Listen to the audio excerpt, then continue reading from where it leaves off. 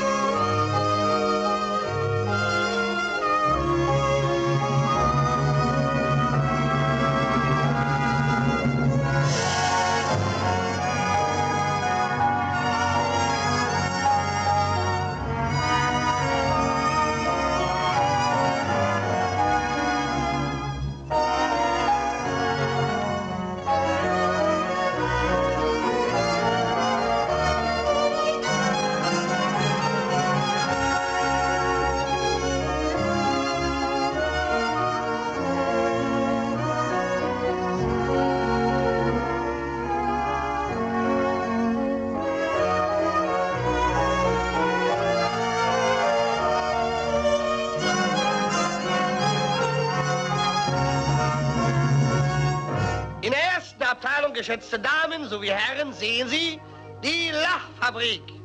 Vorhang auf!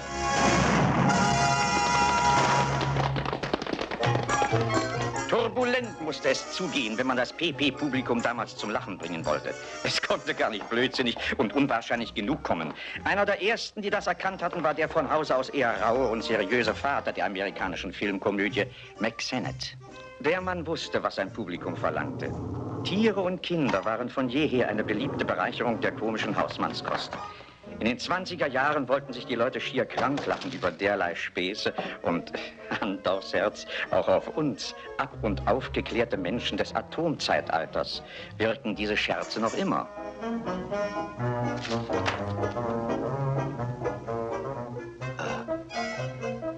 Nanu, wo ist denn der Löwe? Selbstverständlich von mir in die Flucht geschlagen. Ja, so kühn war man damals in jeder Beziehung. Auch diese Badeanzüge waren eine verdammt gewagte Sache. Immerhin haben die Mack Sennett-Badeschönheiten durch ihre Verulkung viel dazu beigetragen, die amerikanische Frau von dem lachhaften, altmodischen Badeanzug zu befreien. In den Sennett-Studios hatte man die herrlichsten Tricks auf Lager, wie diesen stolzen Reiter, der über die Prärie jagte. Auch ohne Pferd. Der Mann hatte sich solche Mühe gegeben, aber dem Regisseur ritt er viel zu langsam. Also feuerte er den Mann an, aber den am anderen Ende der Wippe. Und wenn man von Hause aus nicht komisch ist, eine rutschende Hose wirkt todsicher, auch heute noch. Der ganze Stolz der Sennett Studios war die einzige Drehbühne in Hollywood. Ein monströses Karussell. Und diese Windmaschine erst, das war vielleicht ein Ding. Da konnten sich sämtliche Affen dran schaukeln.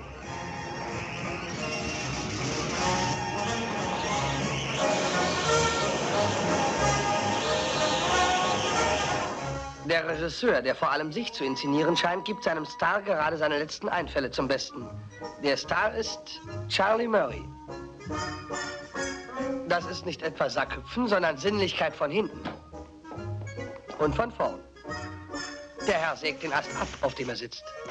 Und diese Dame hat einen leichten Dachschaden. Herr Murray, Kavalier vom Scheitel bis zur Sohle, hebt der Dame das Brett, das sie vor dem auf dem Kopf hatte, auf und, ach bitte sehen Sie sich das eben mal an.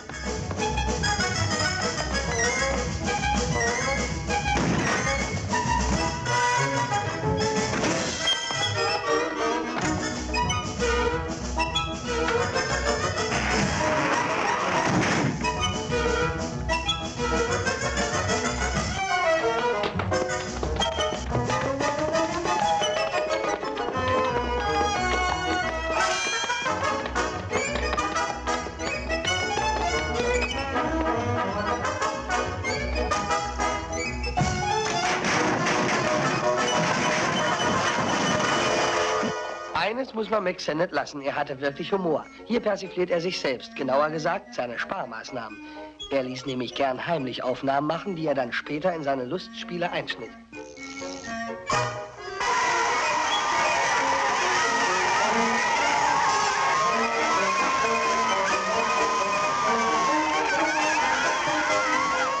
Alles mitnehmen wollen, was einem so vor die Linse kommt, macht natürlich müde.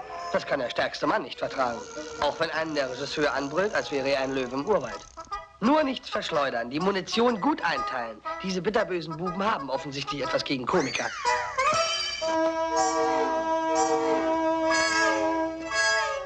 Wie es sich für einen Komiker gehört, versteht Charlie natürlich keinen Spaß. Er lässt die Rasselbande antreten und versucht sie erst bei der Ehre und dann am Schlawittchen zu packen, um den Übeltäter zu ermitteln. Aber was ein echter Lausbub ist, der hustet ihm was und hält dicht. Und so bleibt ihm nichts anderes übrig, als sippenhaft zu üben und den ganzen Verein durchzuprügeln. Staubt. Staubt nicht. Oh, staubt auch nicht. Einer der ältesten, ja jahrhundertealten Tricks der Komiker ist der Kampf mit der Tücke des Objekts. Hier ficht ihn Billy Bevan mit einer wilden Auster aus.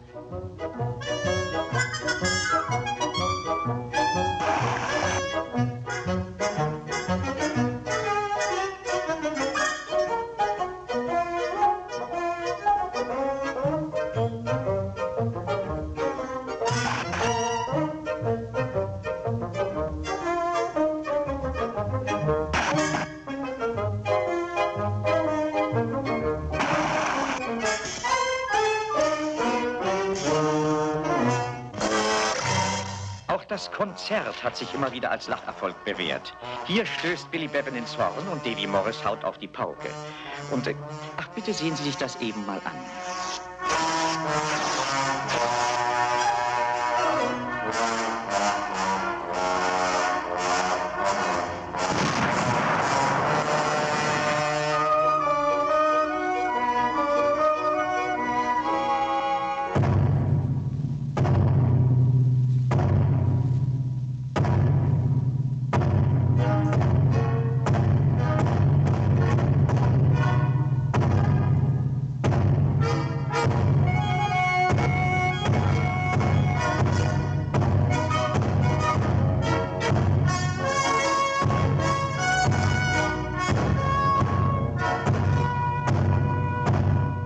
Billy Bevan ist nicht nur ein grotesker Komiker, sondern auch ein schnittiger Autofahrer, wie man sieht. Edge reingefallen. Er hat offensichtlich nur an einem Trockenfahrkurs teilgenommen. Macht ja nichts. Hauptsache, es wurden viele lustige Meter auf Zelluloid gewandt. Der hier misst gerade nach, aber es ist ihm zu wenig und er beschimpft seine Sekretärin. Wenn Sie morgen nicht komisch sind, fliegen Sie raus. Tja. Auch das Requisit ist von alters her ein beliebtes Hilfsmittel des Komikers. Nur muss er damit umzugehen wissen. Und Billy Bevan weiß es. Hier tut es ein Staubsauger und... Ach, bitte sehen Sie sich das eben mal an.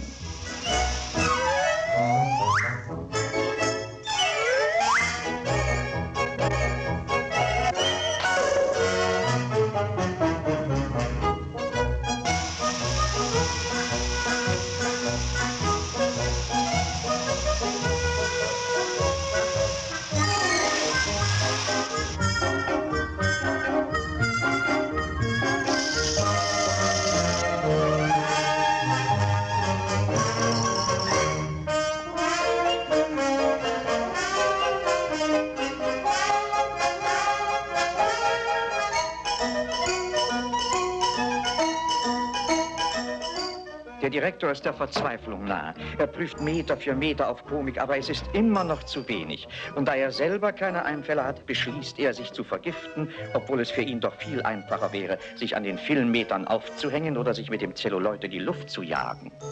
Aber der Tod zwinkert mit dem Auge. Und der Direktor bekommt vor Schreck einen Schock. Reinschauenden Herrn ist zunächst nicht ganz klar, ob er ein Geheimpolizist oder ein Verbrecher oder beides ist. Er flüstert dem Direktor ins Ohr. Ich bin ganz harmlos.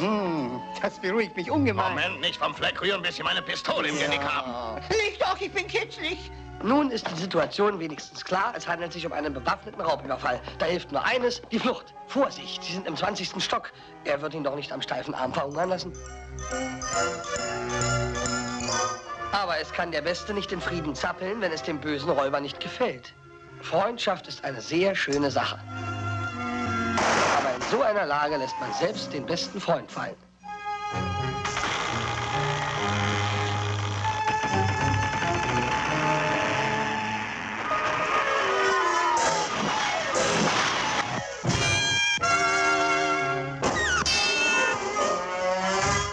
Der Wanderzirkus war nicht nur bei der Jugend ein beliebter Ausflugsort für Vergnügungssuchende. Immer wieder hat er auch den Komikern als Rahmen für ihre Späße gedient.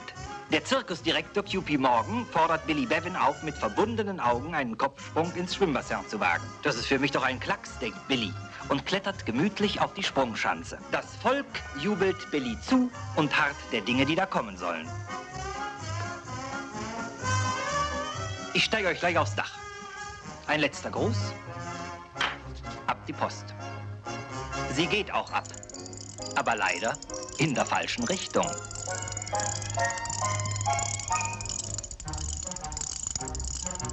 Wenn ein Elefant Durst hat, da reicht mitunter der Inhalt eines Schwimmbeckens nicht aus. Du machst schon, spring runter!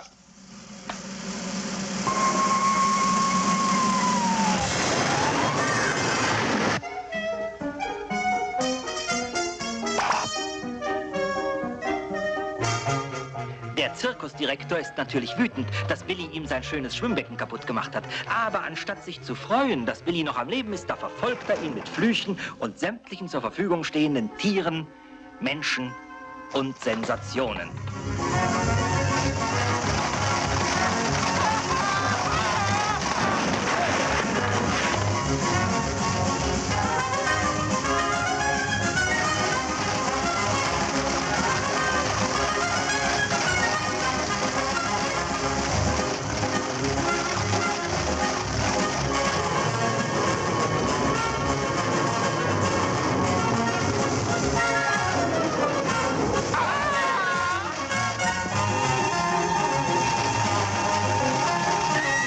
Das war aber sehr ungehörig.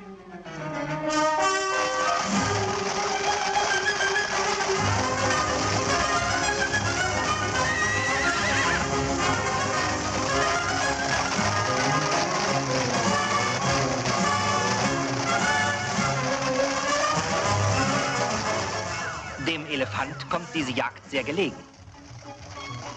Er ist sauer auf den Direktor, denn er hat seit 3 Monaten keine Gage mehr bekommen.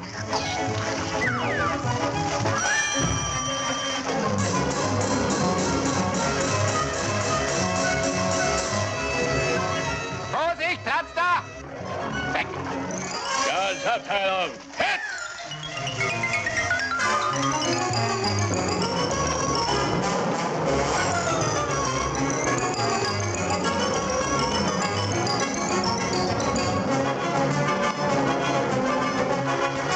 Ein Film von umwerfender Komik.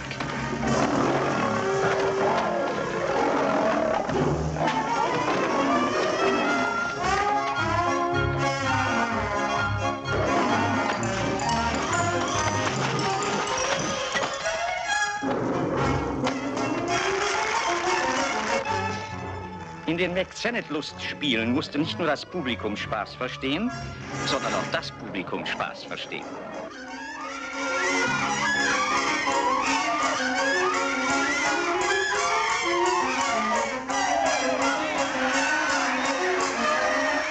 Madame Stella bereitet sich für ihren großen Auftritt vor. Ach, Rosemarie! Maria, Miezchen, komm doch mal eben rüber und pudere mir den Rücken ab. Du sollst mir den Rücken pudern.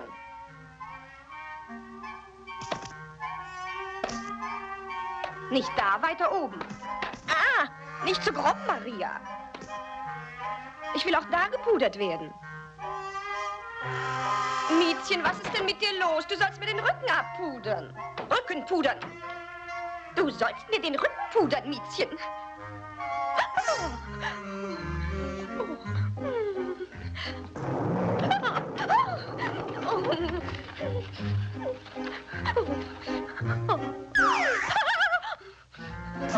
Sei lieb. Sei lieb. Schön brav sein. In der nächsten Abteilung 2 liebe Bekannte. Max Senets schärfster Konkurrent war Hal Roach, der im Jahre 1927 zwei Schauspieler zu einem Team vereinigte, das man heute fast klassisch nennen kann. Stan Laurel und Oliver Hardy, bei uns bekannt unter dem Namen Dick und Doof. Ich kann das Schild nicht lesen. Lass mich mal rauf. Okay. Halt mal. Du bist so schwächlich, das mache ich. So wird das gemacht. Moment.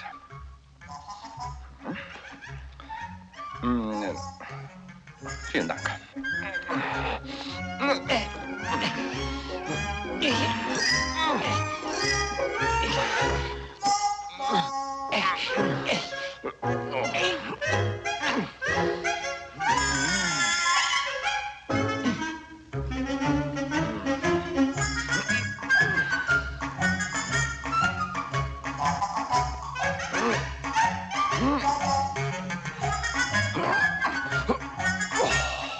Was steht denn drauf, Olli?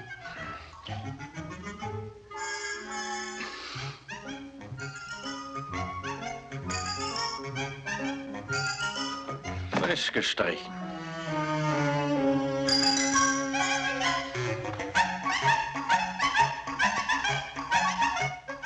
Ach, man müsste dir. Bück dich mal. Ja, gern. Und rühr dich ja nicht vom Fleck. Ja.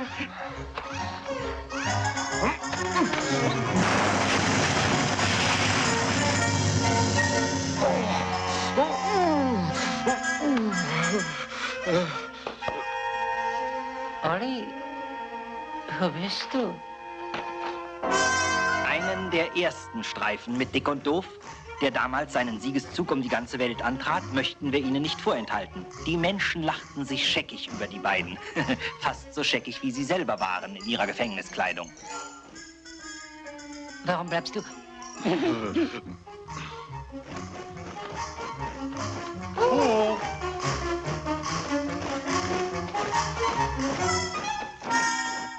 Oh, da sticht wer. Die beiden Maler machen gerade Mittag. Und das bringt Dick und Doof auf eine Idee. Wir drehen unsere Sachen um. Genau. Wo sind die beiden anderen Leute? Weg. Na, hier nicht. Ach, das kostet mich meine Stellung.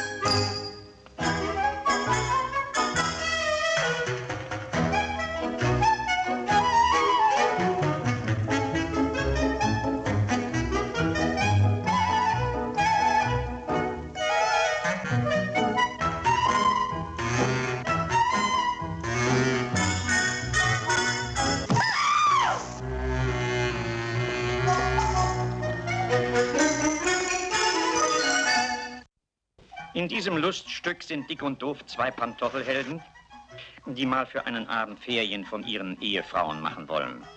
Sie wollten nur mal eben ins Kino gehen, haben sie den teuren Gattinnen versprochen, und die glauben ihnen das natürlich aufs Wort.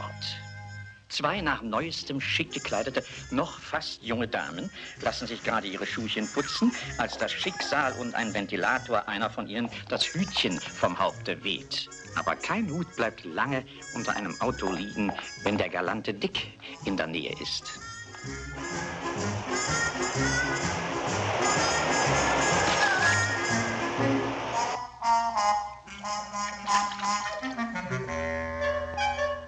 Natürlich wissen die Damen, was sich schickt, und sie laden unsere beiden Kavaliere zu einem Gläschen auf ihr Zimmer. Morgenröcke für Herren haben sie für alle Fälle vorrätig. Man kann ja nie wissen. Sehr schnell erreicht die Stimmung ihren Höhepunkt.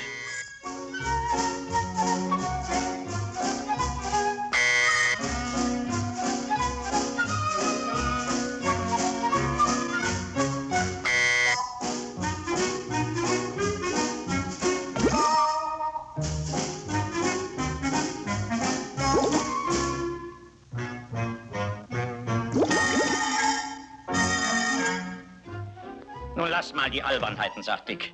Denkst du, die will dir immer nur an der Nase rumfummeln? Und schon beginnt, aber ach bitte, sehen Sie sich das eben mal an.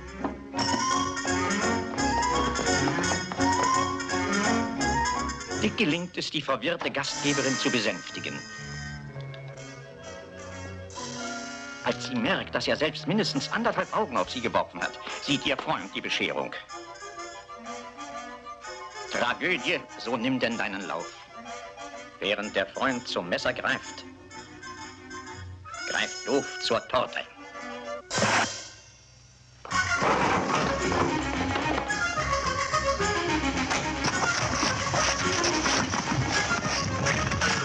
In diesem vor Spannung nur so knisternden Augenblick, wer schreitet da wie von ungefähr die Straße entlang? Die Ehefrauen.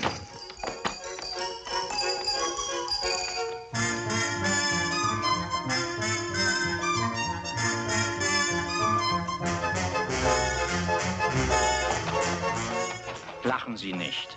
Gleich wird's ernst.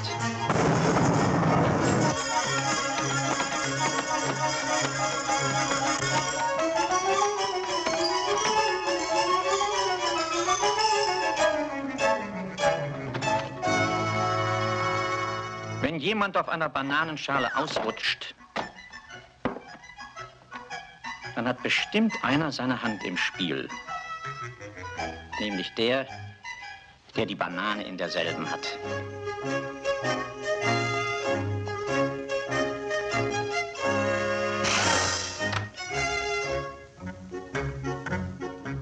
Wie Sie sehen, ist der auch in unseren heutigen Filmlustspielen immer wieder angewandte Gag mit der Cremetorte gar nicht mal so neu.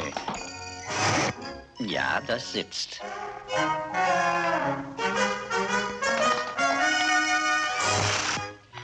Darüber hat der Vater schon gelacht, als die Mutter noch Braut war, und darüber wälzte sich auch schon der Großvater, als er die Großmutter nahm, beziehungsweise nehmen musste, vor Lachen. Hell Roach hat aus diesem einen Gag eine ganze Tortenkomödie gemacht, bei der im wahrsten Sinne des Wortes kein Auge trocken blieb. Und, ach bitte, sehen Sie sich das eben mal an.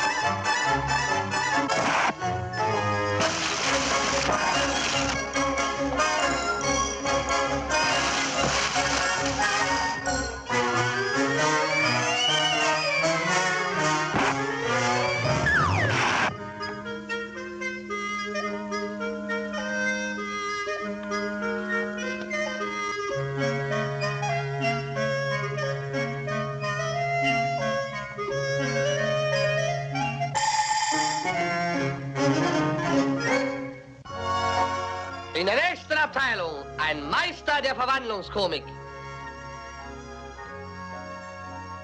Man lacht woanders anders. Das hier ist typisch amerikanischer Humor, wie er damals in den Staaten das Publikum entzückte. Ein Kongresskandidat besucht seinen Wahlkreis. Er hält die unvermeidliche Wahlrede. Aber der, von dem Sie glauben, er ist es, der ist es gar nicht. Das ist nur sein Sekretär. Der Kandidat selbst, der, wie Sie sehen, alle Sympathien auf seiner Seite hat, ist der damals ebenso berühmte wie beliebte Cowboy, Humorist und Philosoph Will Rogers. Wills Stärke war die Parodie. Und als echter Parodist nahm er alle auf die Schippe, ohne Ansehen der Person. Abgeordnete, Staatsmänner, Präsidenten und Könige. Und er konnte sich das leisten, denn er war selbst ein König des Humors. Er sprach die Sprache des Volkes und dafür liebte ihn das Volk. 1923 produzierte Hal Roach einen Streifen unter dem Titel Film ohne Zensur. Will Rogers spielte darin ein Parlamentsmitglied, das vor seinem ländlichen Wahlkreis die Kulissengeheimnisse Hollywoods enthüllte. Auf die Art konnte er die berühmten Stars der damaligen Zeit parodieren, was er mit Wonne tat. Mit kühnem Sprung zeigte er sich als Robin Hood, so wie ihn sein Freund und Kollege Douglas Fairbanks für die Keentop-Besucher dargestellt hatte. Die Leute wollten sich ausschütten vor Lachen, aber am allermeisten lachte der Mann, der von Will Rogers so trefflich auf den Arm genommen wurde, Douglas Fairbanks.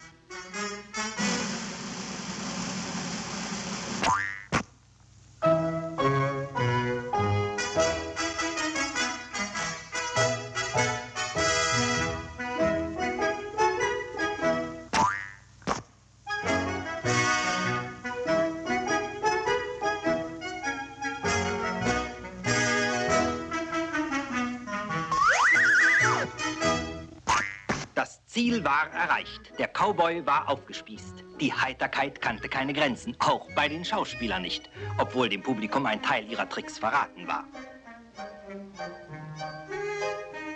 Dennoch blieb Douglas Fairbanks ein großer Artist und Schauspieler und niemand hatte mehr Respekt vor ihm als Will Rogers, der selbst ein hervorragender Akrobat war, was er der Wirkung halber hier natürlich nicht zeigt.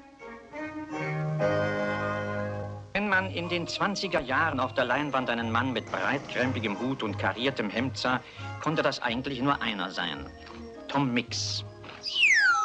Er spielte den verkannten Helden, der ständig von den Gehilfen des Sheriffs gejagt wurde. Hier sehen wir ihn von Will Rogers parodiert.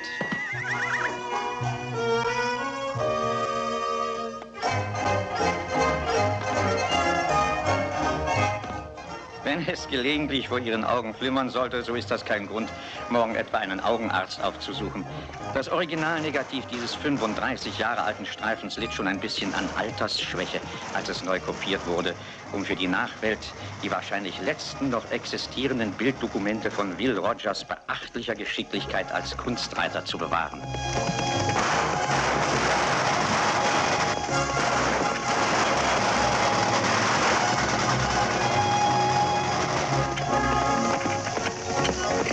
Der Cowboy reitet um sein Leben. Die Handlanger des Sheriffs haben, obwohl sie motorisiert sind, keine Chance gegen ihn.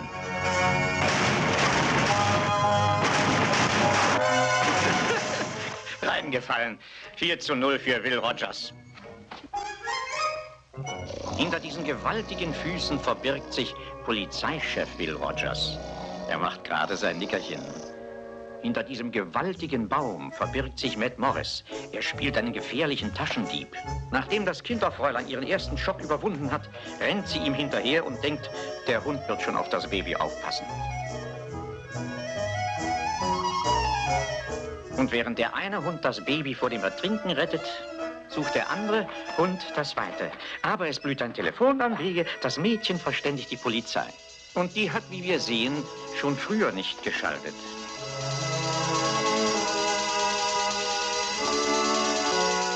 So kann der Dieb einen gehörigen Vorsprung erlangen.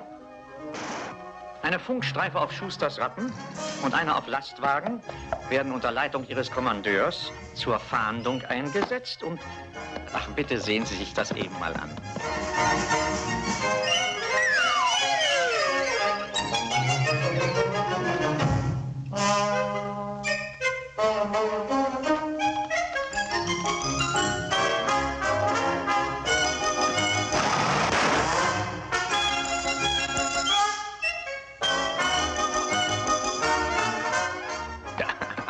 Kommandeur, man kann doch nicht ein Pferd besteigen, das gar nicht mehr da ist.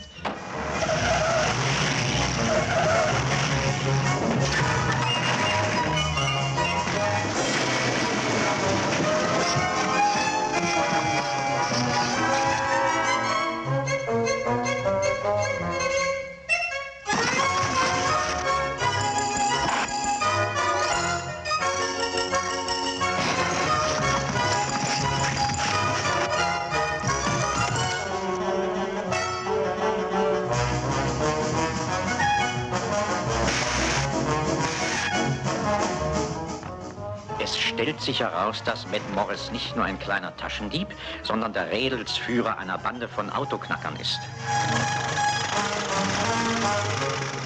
Natürlich werden die Gangster zur Strecke gebracht. Ohne Rücksicht auf Verluste. Anscheinend haben sogar die Autos etwas gegen die Polizei.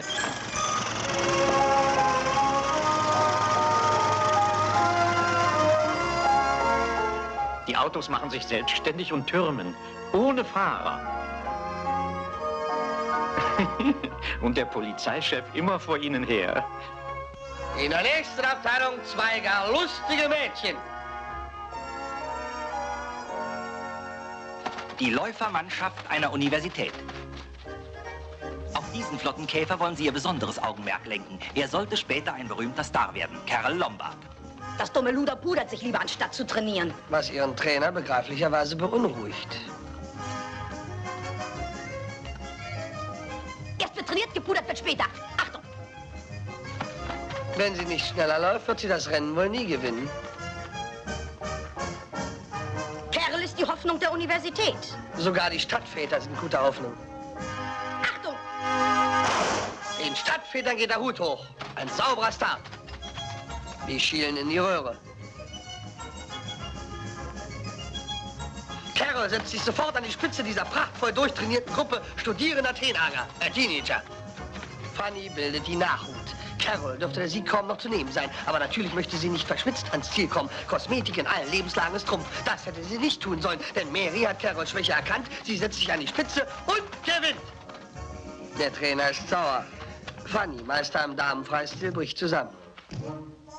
Das war wohl nichts, wie? Das musste ja schief gehen. Hauptsache, die Dame sieht hübsch aus. Ich könnte dir... Sauber bleiben, Mädels. Um Fanny bemüht sich das schwache Geschlecht. Oh, danke. Hau ruck. Du, da ist was liegen geblieben. Die Stadtväter geben an, als ob sie gewonnen hätten. Und schon wird Carol, nachdem sie wieder fit ist und sich vom ersten Schreck erholt hat, von Neuem auf die Reise geschickt. Ich flehe dich an, blamier mich nicht, oder es knallt. Achtung! Achtung! Ach, hey, Mutter hat Ladehemmung. Gott sei Dank. Von ihrem Liebsten angefeuert, will Carol sich diesmal den Sieg nicht entreißen lassen. Aber Hürdenlauf ist nicht ihre starke Seite.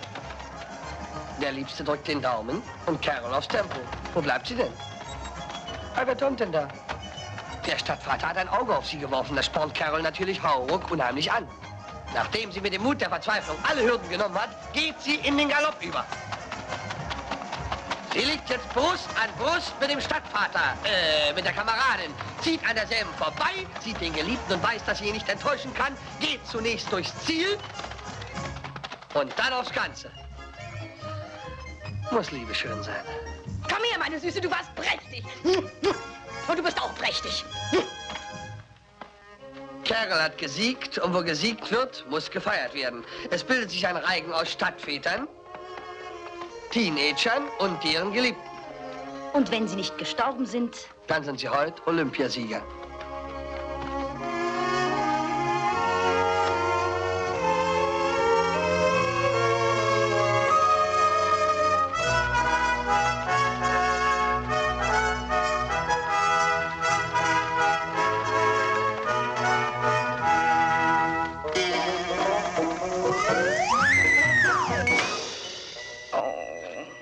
Lichtreklame über dem Broadway. Das gab es schon damals, 1929. Ein Taxi hält vor einem Hotel, dessen Portiers unter dem Namen Dick und Doof bekannt sind. Riskieren Sie ruhig mal ein Auge, meine Herren. Schauen Sie in das Taxi hinein. Aus dieser Komparsin sollte einmal eine der berühmtesten Filmschauspielerinnen der Welt werden, Jean Harlow. Ihr platinblondes Haar, ihre prachtvolle Figur wird einmal den Typ des weiblichen Filmstars schaffen, der die Männerwelt bis auf den heutigen Tag in Entzücken versetzte und deren glanzvolle Reihe bis zu Marilyn Monroe reicht. Sogar die Puppe. Jeans Rolle in diesem typischen Hellroach-Film war nur klein, aber sie war nicht zu übersehen. So wenig wie die entzückende Person selbst. Diese kleine Aufgabe war der Anfang einer großen Karriere.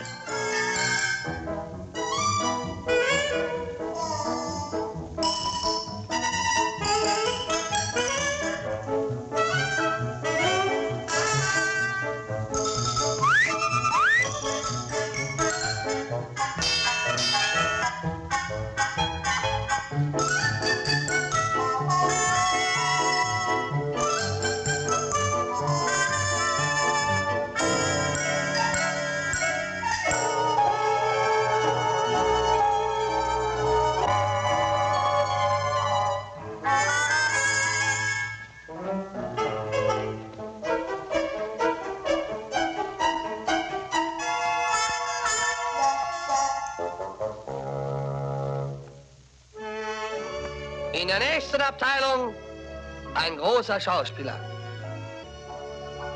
Lassen Sie uns einen Augenblick in unserer Rückschau bei einem Mann verweilen, der eine Generation lang ein Begriff sowohl für heitere als auch für ernste Filmschauspielkunst war. Ein Mann mit 1000 Gesichtern, der sogar die Großen seiner Zeit faszinierte. Ein Mann, zu dem ein John Barry aufschaute und von dem Erich von Stroheim entzückt war. Hinter diesem letzten Handtuch verbirgt sich Ben Turpin.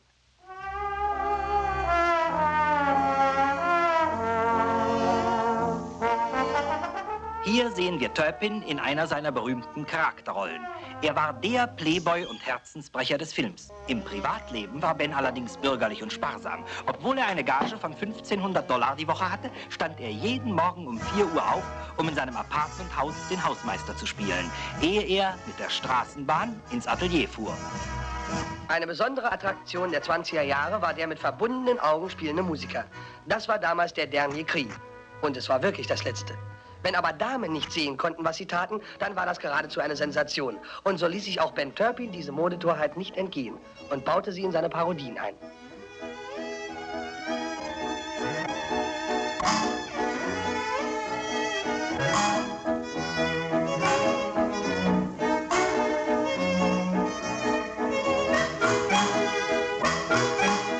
Kein Wunder, wenn dieser Ehemann aufgebracht ist. Dieses Corpus Delicti spricht doch Bände.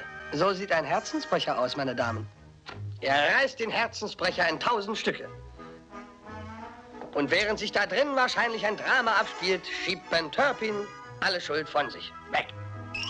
Erst macht das noch spannend und dann hat er seinen eigenen dramatischen Abgang.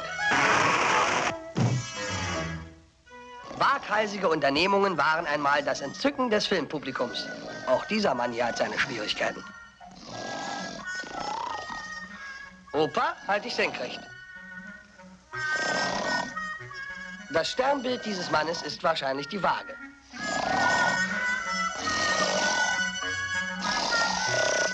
Der Wilde Westen war seit alters her ein beliebter Schauplatz für Filmhandlungen. Diese Räuberbande, die sich vor nichts und niemandem fürchtet, meidet nur einen Mann, der höchste Gefahr für sie bedeutet. Nun, Sie brauchen sicher nicht lange zu raten, wer dieser Mann ist.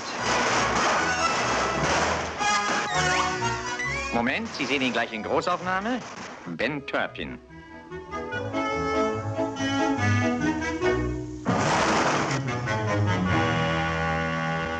Meine Damen, jetzt kommt das erschröckliche Drama eines Mannes, der bereit ist, alles für eine Frau zu opfern.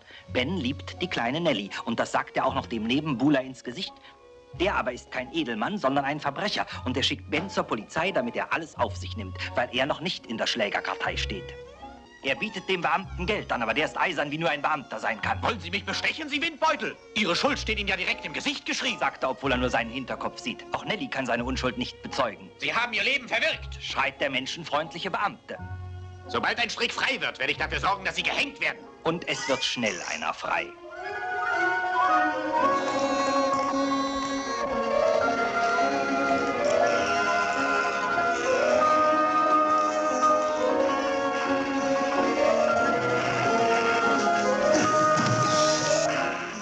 Während Ben begreiflicherweise über Halsschmerzen klagt, schleicht der Herr, der daneben buhlt, herein. Der Beamte hat offenbar Gewissensbisse. Der Nebenbuhler versucht erst Nelly und dann das Geld zu rauben. Aber die Polizei schlägt unerbittlich zu. So schnell kann man runterkommen.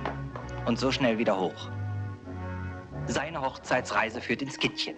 Der Weg zu Nelly ist frei. In der nächsten Abteilung sehen wir Ben Turpin als eine Figur aus der Mythologie. Er parodiert den großen Gott Pan, der zur Erde hinabgestiegen ist.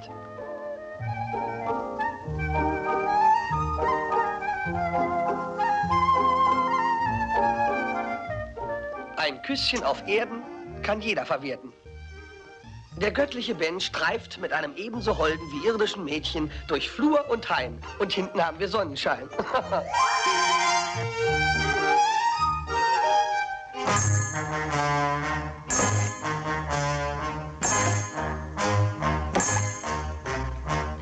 Hallo, macht euch ein paar frohe Stunden.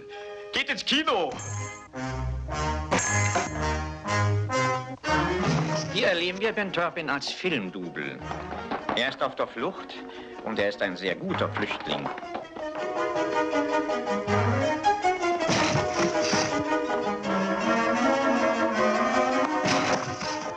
Alles, was beim Film Beine hat, wird aufgeboten, ihn einzuholen.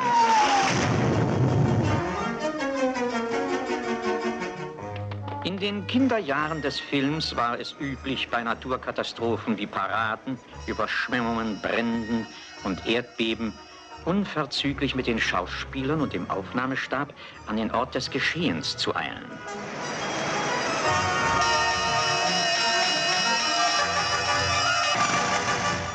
Die Darsteller mussten auf alle Fälle mitten Mang sein. Die passende Rahmenhandlung wurde dann später nachgeliefert. Scheußlich, wenn man so zurückgeblieben ist. Tierisch geradezu. Aber was ein gewissenhafter Schauspieler ist, der hält aus wie ein Soldat, dem man vergessen hat, weitere Befehle zu geben.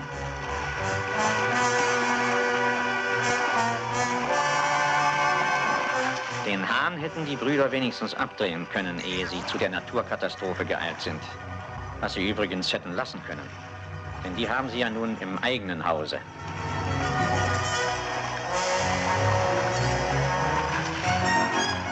Inzwischen ist der Regisseur mit seiner Truppe an der Brandstelle angekommen. Er verpasst der Hauptdarstellerin eine Babypuppe und gibt ihr Anweisung, mit derselben in Rauch und Flammen hineinzulaufen. Die Feuerwehr macht Schwierigkeiten. Unverschämtheit, schreit der Regisseur. Endlich haben wir mal einen schönen Brand und diese Kerle schmeißen uns den ganzen Film. Ben Turpin ist inzwischen ertrunken, aber das macht nichts. Hauptsache, der Regisseur hat seinen Willen. In der nächsten Abteilung eine klassische Komödie. An einem heißen, menschenüberlaufenen Sommersonntag schwenken Dick und Doof aus einer Autoschlange, so etwas gab es also damals schon, in eine Filmkomödie ein. Wenn wir den Filmhistorikern glauben dürfen, ist sie eine der komischsten, die jemals gedreht worden sind. Kameramann dieses urkomischen Streifens war George Stevens, der später ein berühmter Regisseur wurde.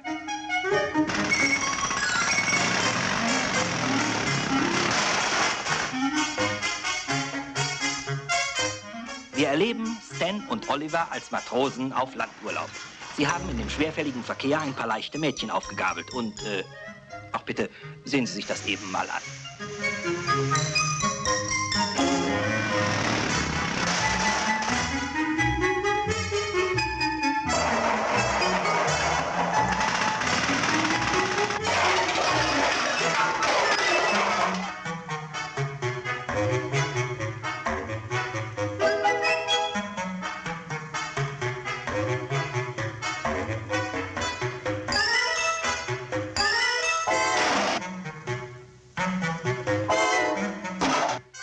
Autofahrer waren schon damals nicht feiner als heute.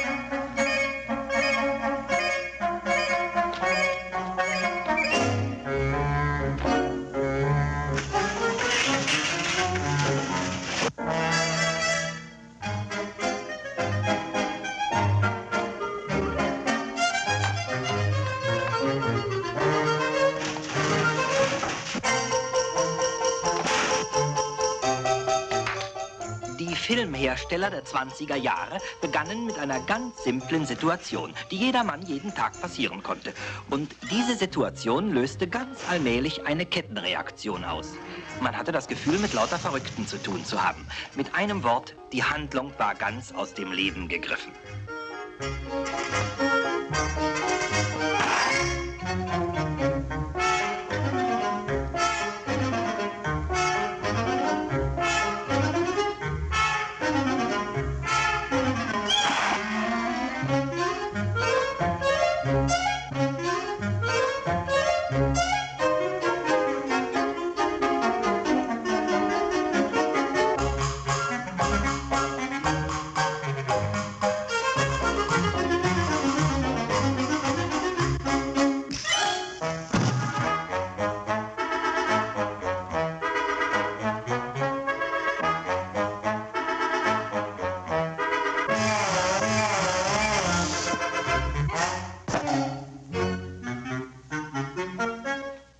Endlich greift einer ein. Der Mann ist die geborene Führernatur. Aber Dick und Doof hatten was gegen Führer.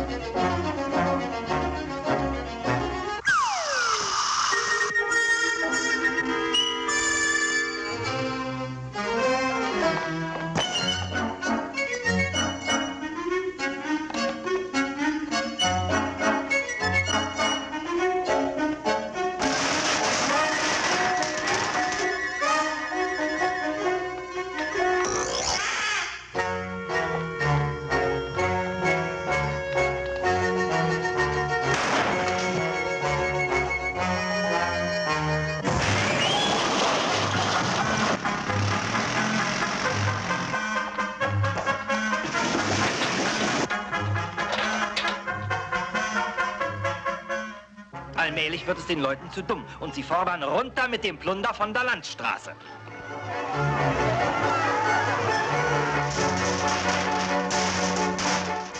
Wie immer, wenn man an nichts Böses denkt, taucht der Polizist vom Dienst auf.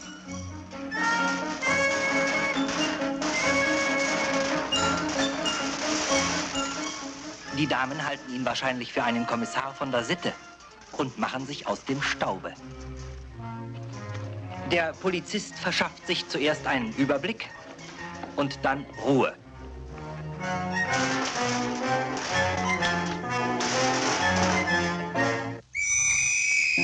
Wer hat angefangen? Fragt der Polizist. Die Matrosen! Sagt das Volk. Aha, Sagt der Polizist. dachte ich's doch.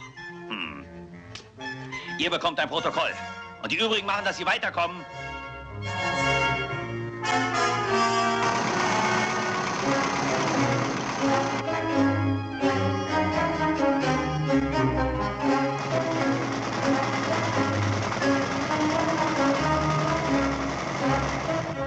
Ihr seid ja zwei ganz Schlimme. Schämt euch.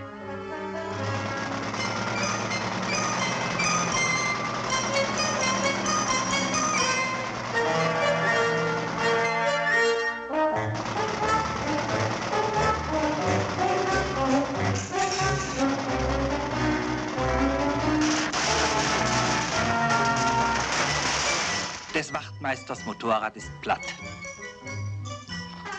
Der Wachtmeister ist es auch.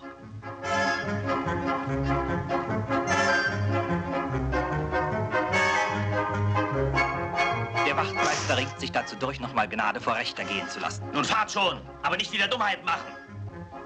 Hey, Sie da! Folgen Sie ihnen unauffällig.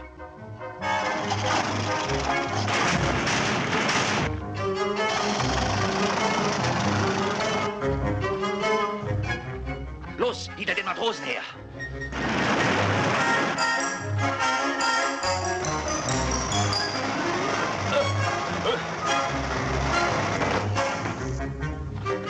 Alles fährt hinter den Matrosen her!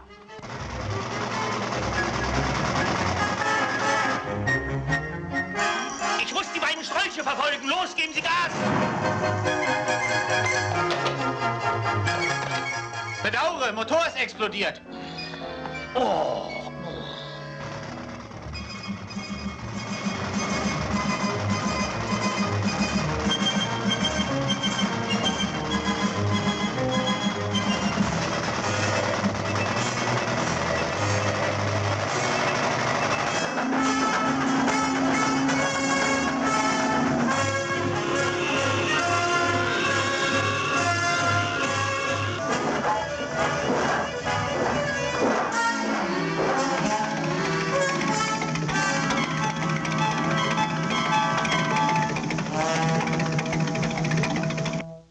In der nächsten Abteilung ein trauriger Komiker. Ein Zug rast durch die Nacht. Er führt einen Schlafwagen. Im oberen Bett eines Abteils liegt einer der unvergesslichsten Leinwandkomödianten, Harry Langdon.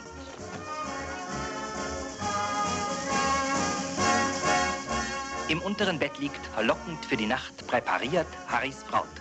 Harry ist auf der Hochzeitsreise. Flitterwochen sind für ihn etwas ganz Neues und man weiß nicht, was ihn mehr ängstigt, die Flitterwochen oder der Schlafwagen. Harry sucht einen Rettungsanker, aber er hat sich offensichtlich an die falsche Dame gehalten. Harry nascht gern.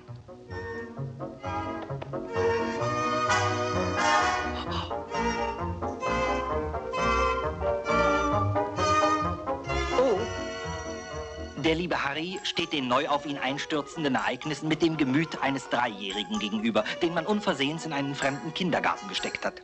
Er war der naivste von allen Komikern und gerade darin lag seine Wirkung. Man hatte Mitleid mit ihm. Heute, lange nach seinem Hinscheiden, gedenken wir seiner als eines der größten komischen Talente in der 60-jährigen Geschichte des Films.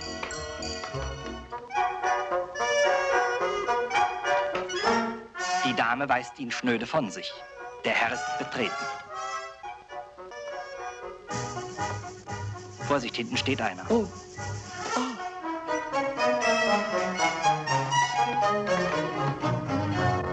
Die Braut sagt toi, toi, toi, hoffentlich geht die Ehe gut. Harry versteht mal wieder Bahnhof, obwohl noch gar keiner in Sicht ist. Die junge Braut reicht ihm mitten in der Nacht einen Topf, auf dass er ihn fülle. Harry, noch im Nachthemd ein Kavalier, tut, was er kann.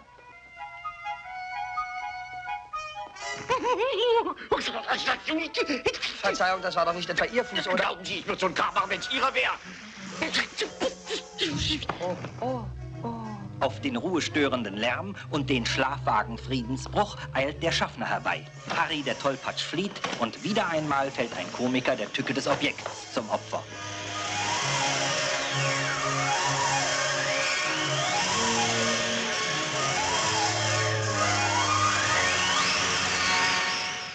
Am nächsten Morgen hat man nicht den Eindruck, als ob Schlafwagenpassagiere aufstehen. Man glaubt eher, ein Zirkus baut ab. Und wieder geraten die beiden Streithähne aneinander. Gut geschlafen, ja? Ja.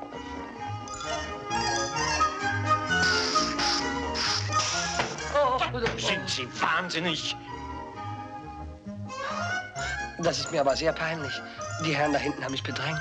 Ja.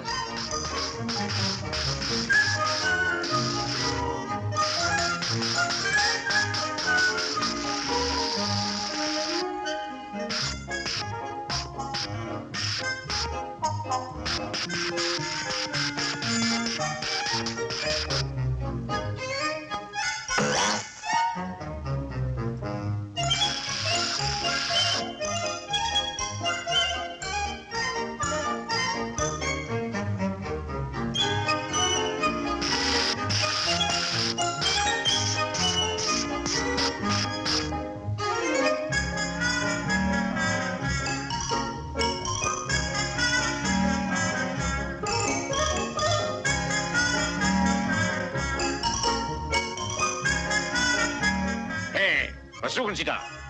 Hauen Sie ab! Frechheit.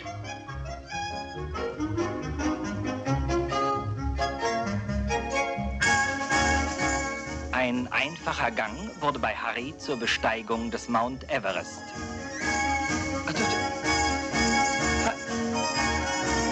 Vielleicht hier. Ja.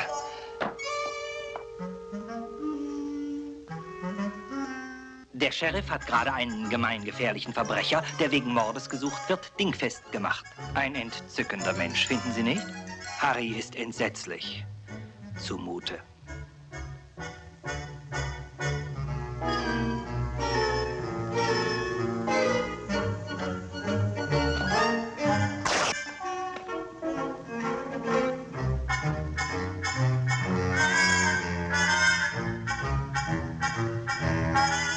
Machen Sie es bequem. Auf einer Draisine holt des Mörders Kumpan seinen verhafteten Freund ein. Er hat den kühnen Plan, ihm zur Flucht zu verhelfen. Ehe Sie, hier begehrt jemand Einlass. Hier, übernehmen Sie mal den Jungen. Aber dass ihr mir nicht türmt.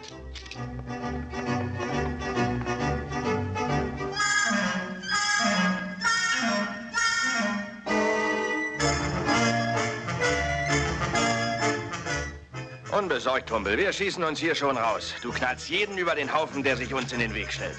Los, komm. Ich sehe doch, dass du ein alter Knastrologe bist.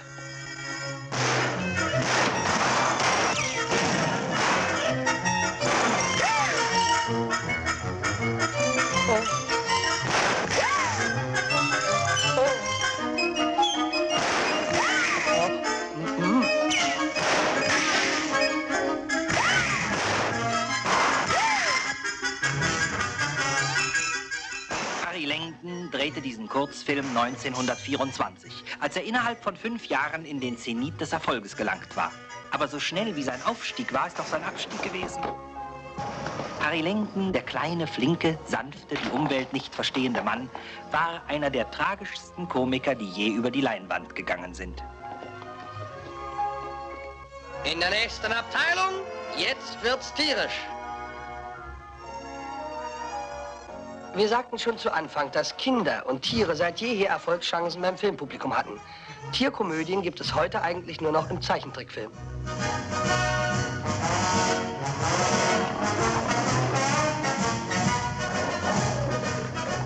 Einer der vergnüglichsten Streifen mit einem vierbeinigen Hauptdarsteller war diese atemberaubende Begegnung zwischen einem schwanzgefesselten Löwen und einem an Schürzenband gefesselten Pantoffelhelden.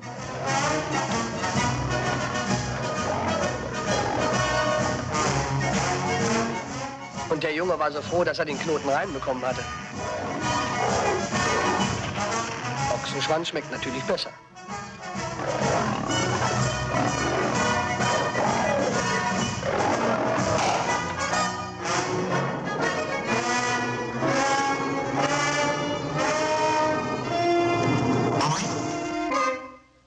Der muss dringend zur Pediküre.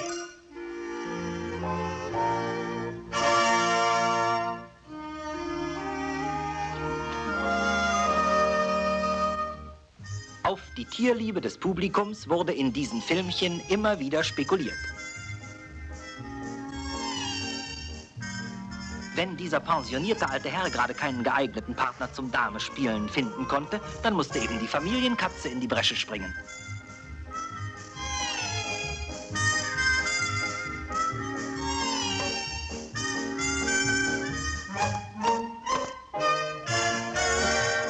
Er kann gar nicht so schnell gucken, wie sie springt.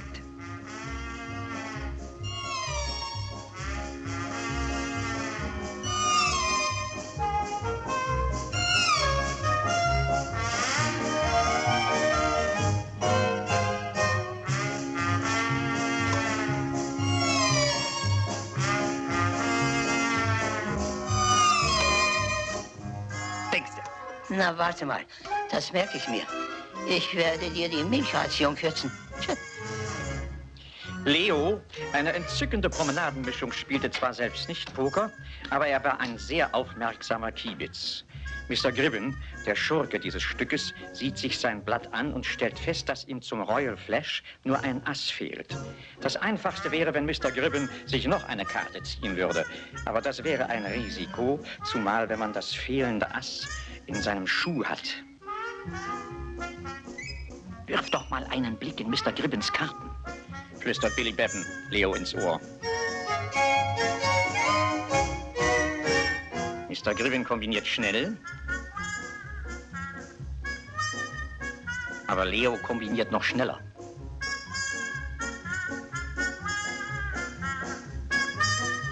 Nix, Boss. Nix.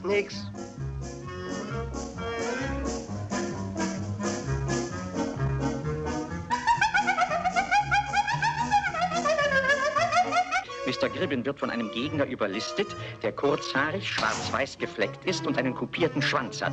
Mr. Gribben ist böse. Schafft diesen spionierenden Köter hier raus! Während Mr. Gribben oben böse ist, hat Leo bereits unten sein Geschäft erledigt.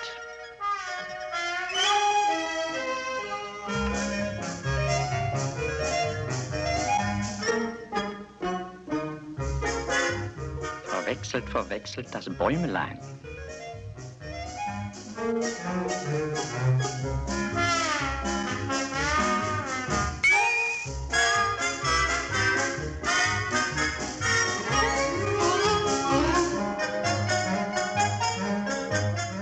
Mr. Gribben ist seiner Sache sehr sicher, kann er ja auch, denn er hat ja die beste Karte, denkt er. Die Einsätze sind sehr hoch. Mr. Gribben rechnet bereits im Geist seinen Gewinn aus. Na, nun deck schon auf, sagt der Gauner galant. So, nun sieh dir das mal an. Karo 10, Bube, Dame, König, Ass. Oh nein, Kreuz 3.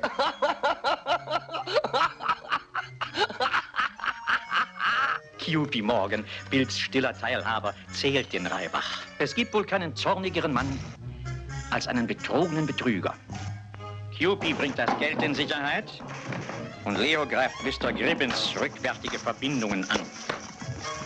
Mr. Gribben muss Billy loslassen und der eilt zu seinem Kumpan.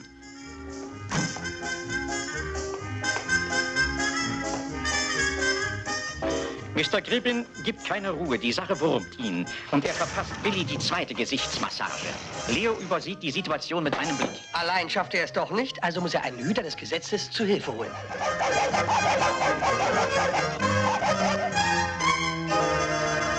Wenn der Mensch so schwerfällig ist, denkt Leo, muss ich es auf andere Weise schaffen, ihn aus seiner Reserve zu locken.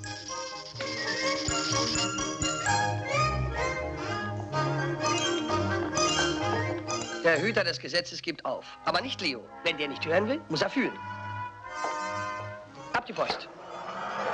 Hier erleben wir das seltene Schauspiel, dass ein Polizist sitzt.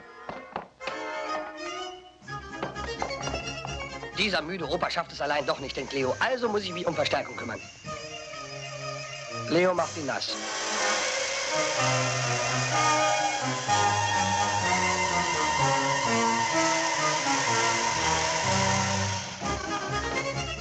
Leo, obwohl ein Hund, war ein verdammt schlauer Fuchs. Er wusste, was man tun musste, um die Polizei in Trab zu setzen. Dazu war ihm jedes Mittel recht.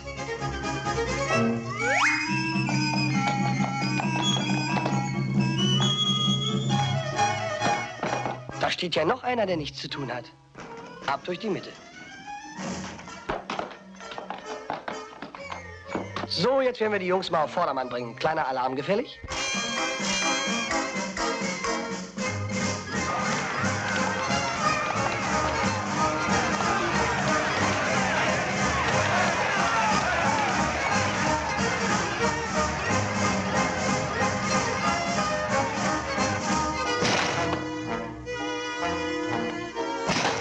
Leo hat Hilfe geholt. Aber ob er damit seinem Herrn gedient hat, erscheint zweifelhaft. Was ein richtiger Gangster ist, der hat mit der Polizei nicht allzu viel im Sinn.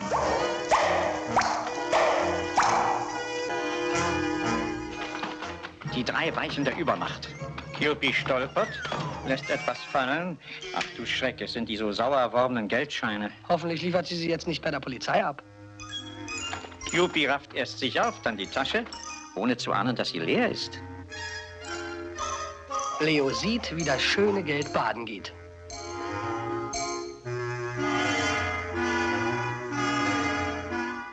Man hat ja nicht umsonst seinen Rettungsschwimmerkursus mitgemacht. Damit sie nicht einrosten, müssen die Polizanten eifrig trainieren. Und wer läuft ihnen wie von ungefähr über den Weg? Und beinahe in die Arme? Unsere drei Gauner. Das ist aber ungezogen, die drei so zu erschrecken.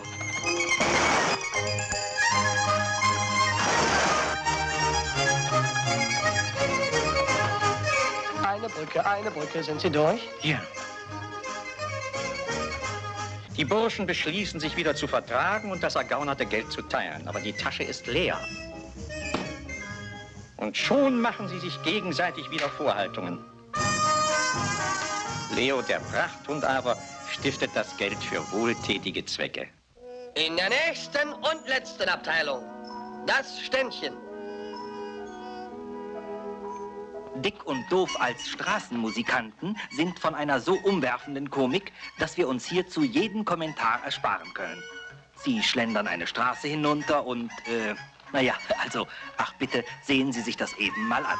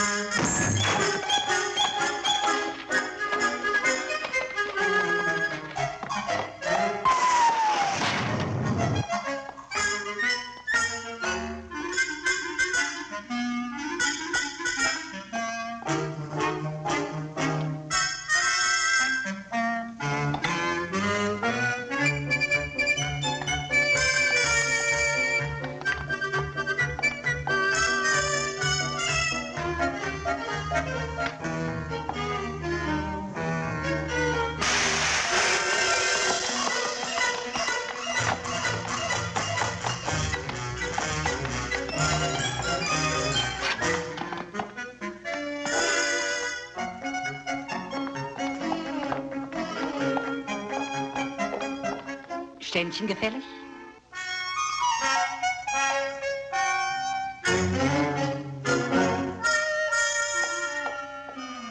An diesem Tag sollte es nur Enttäuschungen und kein Geld geben. Das war zu viel für Olivers Nerven. Und an allem ist natürlich der arme Stan schuld.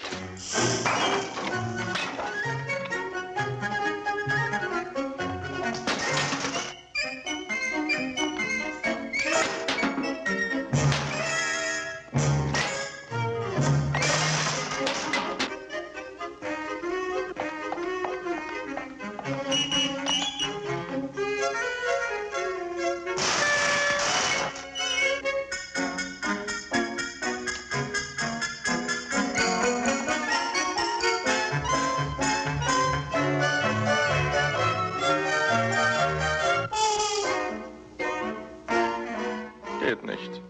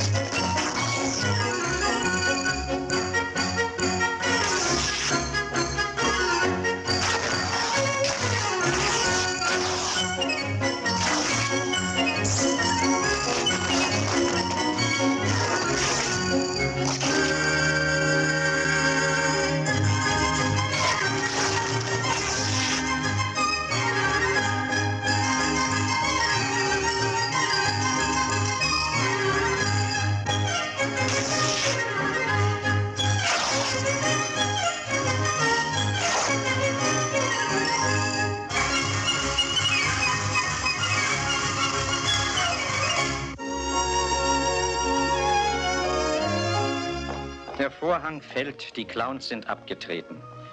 Wir sehen sie nur mit Wehmut scheiden, denn sie haben uns und denen vor uns so oft die Sorgen vertrieben. Ein Trost aber bleibt.